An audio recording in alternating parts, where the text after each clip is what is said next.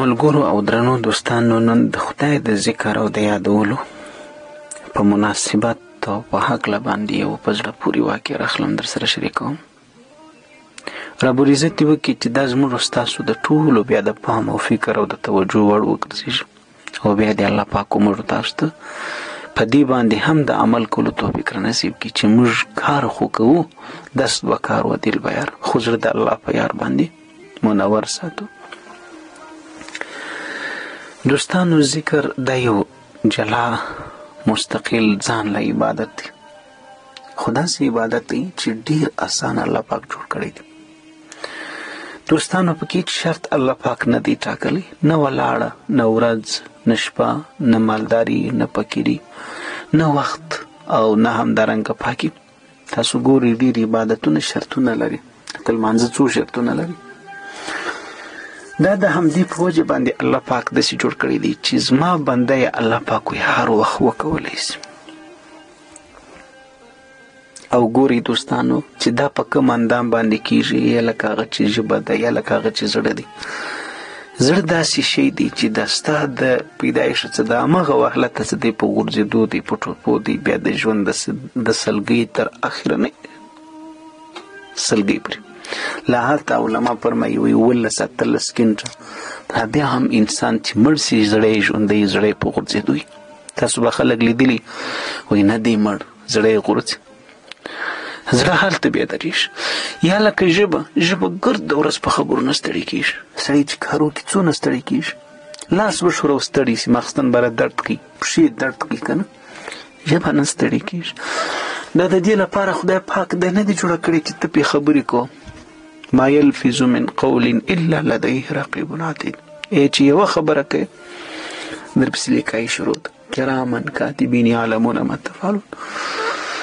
نو هره خبره په تا پسې لیکل کېږي، حساب و کتاب بیا ورکوي.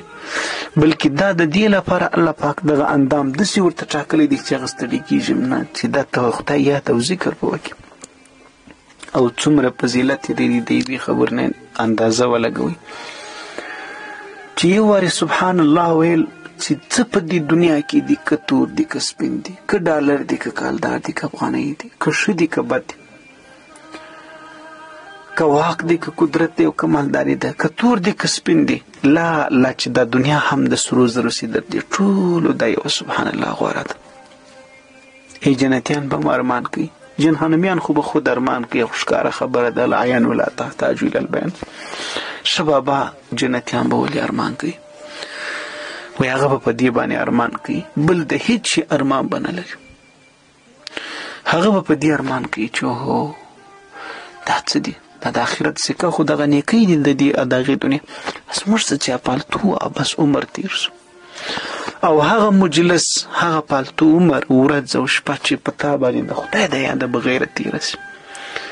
رسول الله صلی الله مبارک فرمایي ډېر سخت افسوس ارمان پې وکړي، بیا به ډېر اوښکې پې وڅڅوي. بهرحال راځئ مقصدي ټکي ته. یو بزرګو دا یو علاقې له ولاړ په سفر باندې، ناوله د ښار دی، ناوله د علاقه، دلته یې کار دی، یا دوکانداري کوي، یا تجارت کوي، یا مثال هلته د قریب کره ورغلی دی.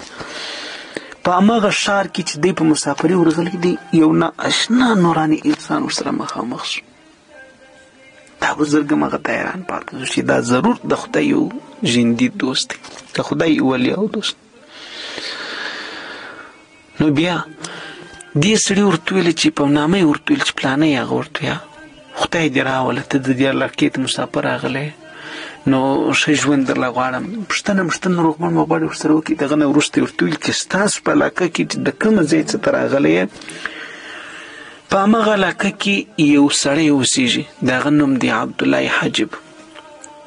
بابا کله چې ته ولاړلې نو په هغو باندې زما سلام وایه. دا سړی هم حیران پاتې شو، بس ورته ویل چې بلکل ټیک دی. په اول وخت کې چې انسان د یو شي سره مخامخ شي نو دا نه ورته معلومېږي چې زه څه وکړم، وروسته یې په ذهن کې پاتې شي خبره چې کاشکې مې دی ورته ویلي وای، کاشکې مې داسې ورته ویلي وای، که نه. نو هغه ورته ویل ډېره ښه ده. وایي بیا خو دا سړی هم حیران پاتې شو چې دا دونه نوراني کس او دا سړی دا بس خیر. دا دې سړی رالی خپل واپس کور ته 2 ورځې ما بعد یا میاشتې یا تمه بعد چې رالی باره د دې عبدالله حاجب د نامه پوښتنې وکړه. د ده دا فکر شو چې دا دونه یو لوی بزرګ سړی، دا د خدای ولی او دوست چې ما کوم سړی ولیدی دا ناشنا سړی و. نو د دې چې د عبدالله حاجب سره د تعلق دی سلام ورته راولېږي، نو ضرور به په هغو کې دا خبره موجود دی چې بابا دا سړی به یو چپنه به یو بزرګ به یو تسبیح به یو کیسه به. اوس نو پوښتنه کوي پېژندې نه، پوښتنه باندې یو کور له ورسېدی چې دا کور دی یو امیر سړی دی، د یو مالداره سړی دی. دا سړی دغه عبدالله حاجب دغه کور چوکیدار دی، د دروازې خلاصوي بندي د کور د دروازې پیردار ورته وایي، چوکیدار ورته وایي، هر شي چې ته ورته وایي. دا سړی نور هم حیران شو چې د دې سړي او دغه سړي تعلق د کومه ځای څه. خیر السلام ورته وایي، هغه ورته ویل وعلیکم السلام وعلیه وعلینا، پر موږ دې سلامتی پر هغه دي، پر ټولو مسلمانان دي. خبره خلاص، سلام جواب ورله ورکړي. دا سړي چې سلام راوړی دی دا بزرګ دا حیران پاته شو. باره یې پوښتنه ځینې وکړه چې بابا هغه ورته وایي ها، وایي دا سړی چې تا ته سلام راواستوي دا څوک و؟ د ده په شان ما سړی نه ولیدلی. هغه مزدور ورته ویلی چې بابا دا د راز خبر ده، ورته ویل نه ضروري راوښیه، که چېرته کې پیدا کې پکښې کې نو زه به مې عبرت ځینې واخلم، که نور مثال بل چاته مې ویلم د عبرت په وجه به یې ورته وایم، خو لیکن که داسې د راز خبر و چې ستا نقصان کې پکښې کې زه به یې چاته نه وایم. زما ستا سره دا واده ده، ما ته دا ضرور دا سړی راوښیه دا څوک و؟ هغه ورته ویل چې دا رقم خبره ده نو واوره، دا خضر علیه السلام. څوک؟ خضر علیه السلام. په خضر علیه السلام پسې خو د خلکو سترګې وتلي دي. نو ستا ته یو مزدور انسان یې، ستا دا لاسونه، ستا دا وجود، ستا او د خضر علیه السلام سره څه دا څنګه تعلق دی؟ دوستانو هغه ورته ویله چې خبره دا ده چې دا خضر علیه السلام به زما او د تعلق دی سره. دا سړی پسې وموښتي چې ضرور به ته خامخا هغه عمل ما ته راشئ، کوم عمل ته کوې چې د دې په وجه ته دونه مقام ته رسېدلی چې په تا د خدای نبي خضر علیه السلام سلام رالیږي. ده ورته ویل دا هم د راز خبره ده، ما مه ښوروه.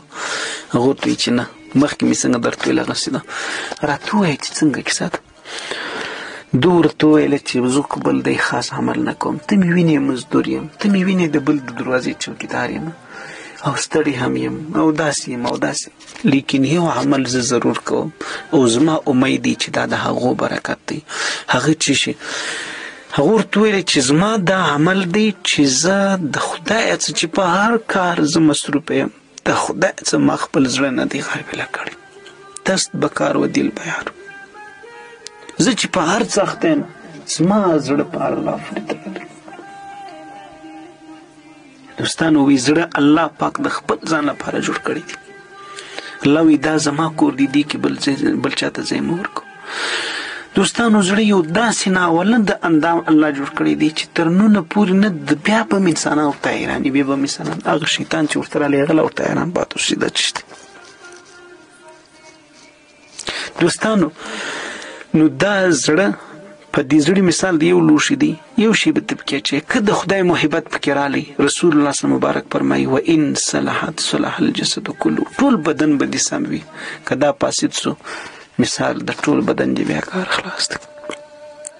دوستانو په حدیث شریف کې راځي 9 کسان به الله په ورځ د آخرت در عرش معلا تر سایه لاندې ځای ورکوي، ډېر په عزت به الله پاک جل شانه هلته دی ساتي، الله پاک به هلته دی ته مقام ورکوي، دوی به ډېر په عزت او په ارامتیا وي. په هغو کې یو هغه څوک دی چې هغه زړه په الله پورې تړلی، الله پاک د زړه تعلق د خپل رب سره الله یادي، زړه تعلق یې د خدای سره، د خدای د جوماتو، د مسجدو، د خدای د کورو، د خدای د بندګیو، د عبادت سره.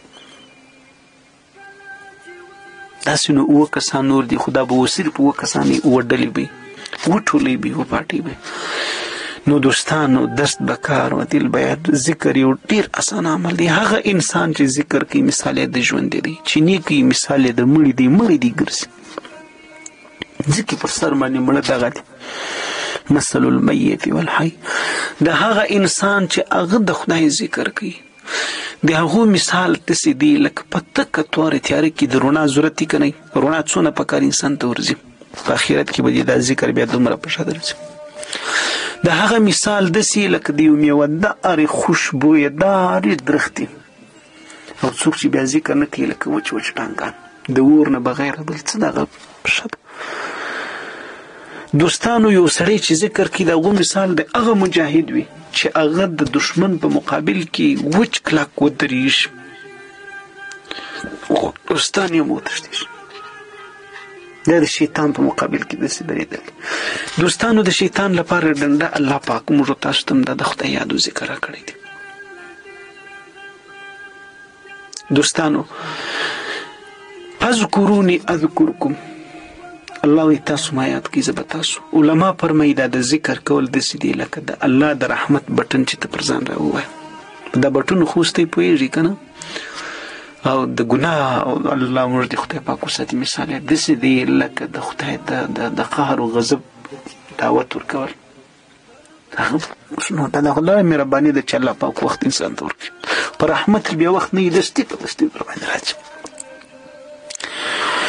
دوستانو درود شریف هم ذکر دی تلاوت د قرآن هم ذکر دی بلکې ټول عبادت هم په ذکر کې داخل دی ذکر یعنې د خدای یادول لمونځ د خدای د یادول لپاره نه کېږي تر حج او تر عمرې پورې دا ټول خو لیکن د ژبې ذکر ډېر اسانه الله پاک جوړ کړی دی ډېر زیات اسانه رب په خپل کلام کې د ذاکرینو صفت کړی دی چې په ولاړه په ناسته پر حال کې ذکر کړي سر خو په خلاص ما په دې خبرو باندې دوستان نو ذکر دا د خپل ځان یو معمول وګرځوي بهترین سړی وي په تاسو کې هغه دی چې د هغه په لیدلو باندې الله پاک انسان ته یاد شي نو یو سړی چې تسبیح راخیستي او ذکر کوي ذکر تر ټولو ښه دی د ګوتو پر بندو باندې او هغه وایي الله الله یا لا اله الا الله یا لا اله الا الله آیا تاسو ووایاست تاسو په خپله سوچ فکر وکړئ د بل چا به خدای پاک نشي ور یاد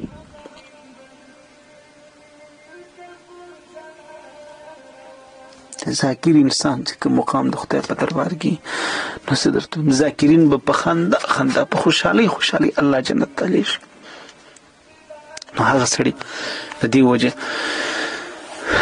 دوستانو اخر کې دا یوه خبره واورئ یو بزرګ فرمایي وایي ما خوب لیدی غاغوس وایي خلکو چې تاسو له دنیا نه رخصتېږئ په دې لوی سفر د مرګ ځي نو د ځان سره د بچاو او حفاظت سامان واخلي ما ته تاسو پوښتنه وکړئ چې د حفاظت سامان څه شي دی وی راته وویل سوله چې د حفاظت سامان د خدای یادول دي د خدای ذکر او اذکار الله اکبر کبیر هغه سلیمان علیه السلام چې سړي ته ویلي ول چې ستا سبحان الله یو وارې ویل زما در بادشاهي خو څه کوي چې له ټولې دنیا نه غوره ده علما وایي دا ولې انبیا داسې خلک دي چې په ټوکو کې مسخري په مسخرو کې هم داسې خبره نه ده کړې چې هغه خلاف وکړي په هغه کې مسلې بیان کړي دي نو وایي دا چې د دې ستا دپاره ایو سبحان الله په ابد ژوند کې په کار درځي دا به ستا لپاره د ابد د ژوند نعمتونه وي دا د دې دنیا څه چې شي او شادي دي ټولې پاتې کېږي رب العزت چې څومره یادونه په خپل کلام کې د ذکر کړي د غوښتنه د یو عبادت غوښتنه دي د کړي چې لمونځ ډیر کوه حجونه ډیر کوه یعنی نیک عمل خو څه پکار دي لیکن یوازې نه عبادت هغه چې خدای وی ډیر غوښتي دي درڅ یا ایه الذین آمنوا اذکروا ذکرا کثیرا نذکروا ذکرا کثیرا نذکر ای د ایمان خاوندان خدای ډیر یادوي بل عبادت ته سو شيست